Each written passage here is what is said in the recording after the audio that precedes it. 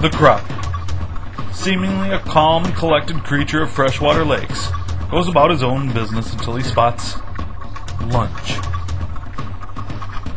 The crappie, now a vicious beast whose attack is both stealth and explosive, unleashes his magnificent fury on an unexpected kick-n-Craw.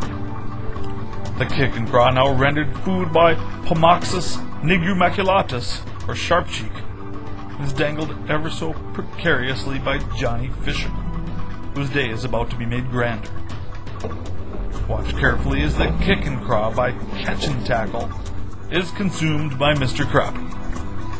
The crappie never loses focus on the delectable delight, and the kick-n-Craw becomes lunch.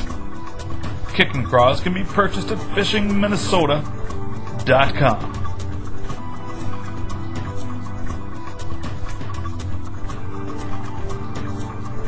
Kick-n-Craw lures provided by Catch and Tackle. Catchin.com. Crappies courtesy of Cabela's, Owatona, Minnesota.